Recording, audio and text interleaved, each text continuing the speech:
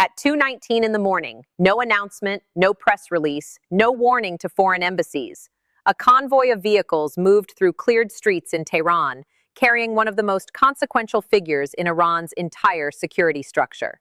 Not a deputy, not a bureaucrat, someone whose name sits on the watch lists of both American and Israeli intelligence. Someone whose movement, when confirmed, forces analysts in Washington and Tel Aviv to immediately revise what they thought they knew about how close this crisis actually is. If you've been following this situation, stop everything, because what happened in the hours after that motorcade changes the entire picture. And most people covering this story have missed the most important part. Stay with me.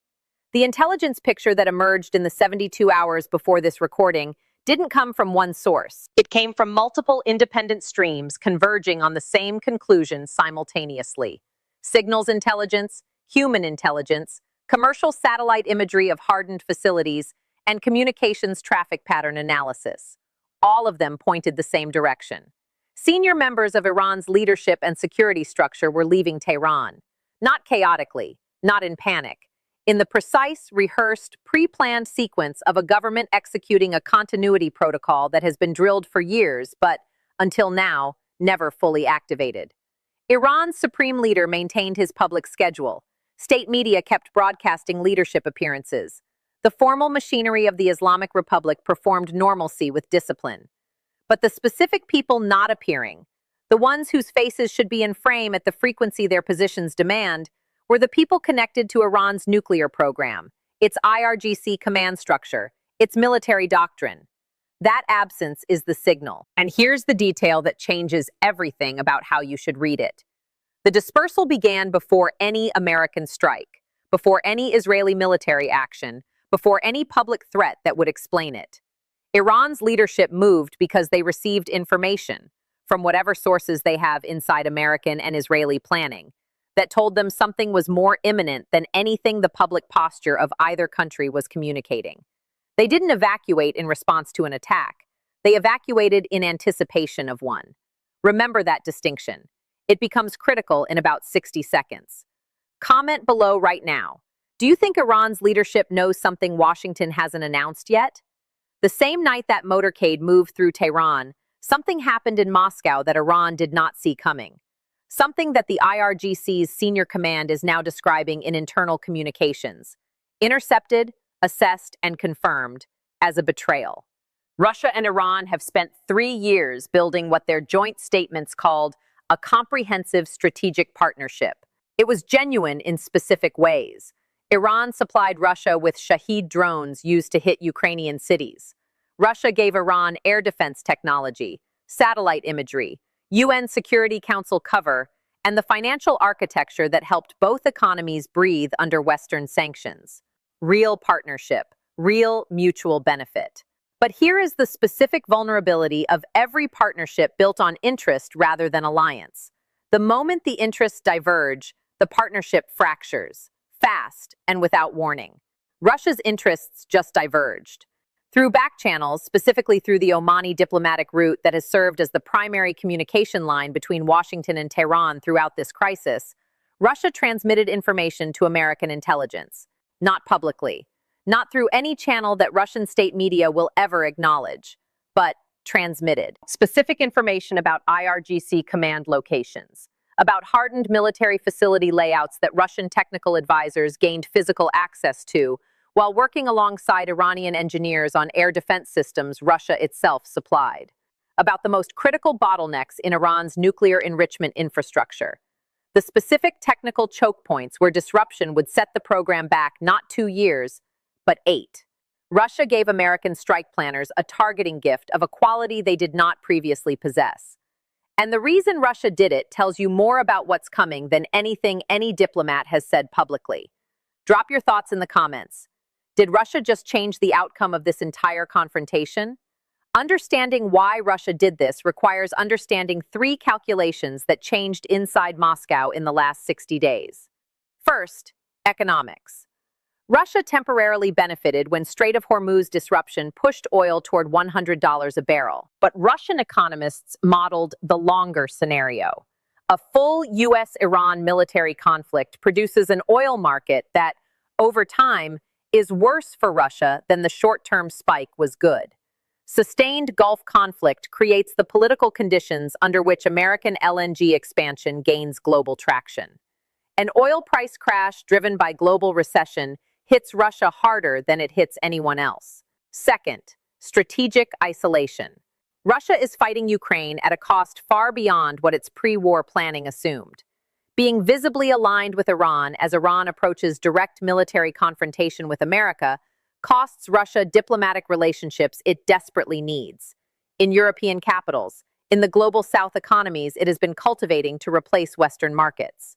The Iran partnership started costing more than it returned. Third, and most critically, the nuclear threshold. Iran is 12 days from weapons-grade material. Russia does not want a nuclear-armed Iran. Russia shares Caspian Sea proximity with Iran. Russia has Muslim-majority southern regions that an Iranian nuclear capability would complicate. Russia's status as the dominant nuclear power in its neighborhood would be directly challenged by an Iranian weapon. When Russia made the calculation that the American or Israeli strike was coming regardless, that the nuclear clock made it inevitable, it made a second calculation. Better to be useful to the winning side than isolated on the losing one. Russia isn't betraying Iran out of principle. It's positioning for the aftermath. And that repositioning tells you something more alarming than anything else in this story. Russia's internal assessment of strike probability is higher than any public statement from any party to this confrontation has led on. Russia thinks it's happening. Russia is getting out of the way.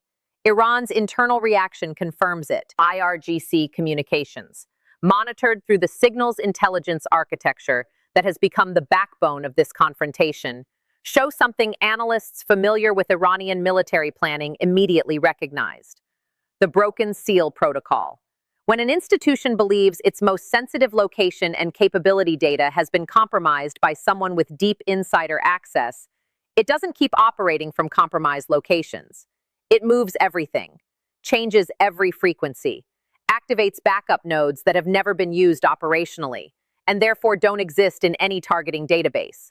The IRGC appears to be executing exactly that protocol right now, which means Iran's military command and control has been partially disrupted, not destroyed, but disrupted, by its own security response to the Russian intelligence leak. And that disruption is happening at the precise moment when the combination of Russian-supplied targeting data, compressed nuclear timeline, and senior leadership dispersal has created a window that American and Israeli military planners are examining with a specificity and urgency unlike anything this confrontation has produced before. On one end of that window, the moment Iran's security architecture reconstitutes from new, uncompromised locations, estimated at 48 to 72 hours. On the other end, the 12-day nuclear clock. That is the window. That is what every intelligence analyst, military commander, and national security official in the American and Israeli systems is currently assessing.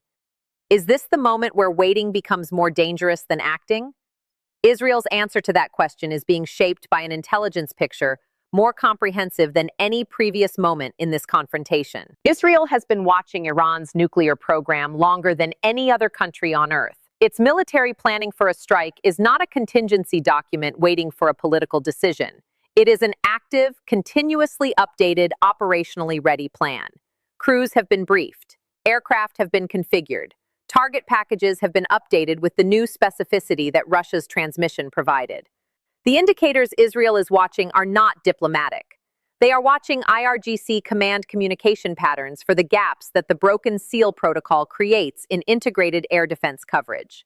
They are watching the Iranian leadership dispersal, not because those individuals are targets, but because Iran's own security behavior is the most reliable real-time indicator of how close Iran's own threat assessment places a strike. Iran just told Israel, through the involuntary signal of its own evacuation, that Iran believes a strike is coming. Meanwhile, in Washington, the president's daily brief for this period contains a combination of intelligence no previous American president has held simultaneously. Russian-sourced targeting data on Iranian military and nuclear infrastructure. Real-time signals intelligence showing the broken seal protocol in active execution. satellite confirmation of senior leadership movement to hardened facilities, and the 12-day nuclear clock assessment. Against that backdrop, the question being worked at every level of the American national security structure is the same one. Has waiting become more costly than acting? There is a dimension of Russia's decision that the strategic framing can obscure.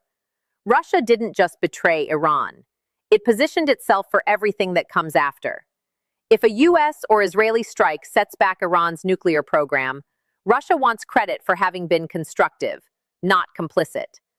That credit has specific value: sanctions relief conversations, diplomatic accommodations in a post-strike environment, and most critically, an off-ramp in Ukraine where Putin needs to be able to claim something resembling success domestically. Russia is not acting from moral clarity. It is executing the cold, strategic calculation of a government that has concluded the outcome is determined, and that the only remaining variable is which side of the aftermath Russia sits on. China is watching all of this and running the same calculation, but with higher stakes and a harder choice. China imports 40% of its oil through the Strait of Hormuz. A Gulf war that disrupts energy supply hits China's economy in ways that partially benefit Russia's. China needs the region stable, needs the strait open, needs the flow uninterrupted. But China also needs the precedent of an American military strike on a Chinese-aligned partner not going entirely unchallenged. If Russia has already repositioned, if Russia has concluded the strike is coming and moved to the beneficial side of the aftermath, China faces a binary that has no clean answer. Follow Russia's lead and get credit for helping resolve the nuclear question. Or hold with Iran, maintain the partnership, and accept the consequences of being on the wrong side of a nuclear non-proliferation outcome. China's foreign ministry emergency sessions in the last 48 hours, the internal communications pattern that signals urgent internal debate rather than routine policy implementation, are about exactly that choice. The decision China makes in the next 72 hours may matter as much as any military decision either side makes. Not everyone in Tehran's senior leadership left. Some stayed. And the ones who stayed made a deliberate decision that reveals the most important internal fracture in the Islamic Republic right now. Some stayed because they believe the threat assessment driving the evacuation is wrong or exaggerated. Some stayed because they understand that visible leadership flight creates exactly the political signal that invites a strike, and that presence in Tehran is itself a form of deterrence.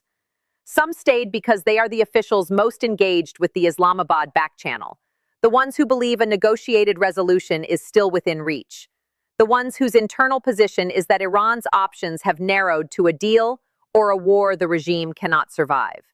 Those people stayed in Tehran because a deal, if it's possible at all, requires them to be reachable. The split between the hardliners who dispersed to mountain compounds and the pragmatists who remained accessible to diplomacy is the most consequential internal variable in the next 72 hours. If the pragmatists have enough influence to produce a genuine offer, something substantively different from the positioning Iran has been running in Islamabad, the window changes. If the hardliners running policy from bunkers are making the decisions, the window closes. Everything depends on which group is actually in control of Iranian foreign policy right now.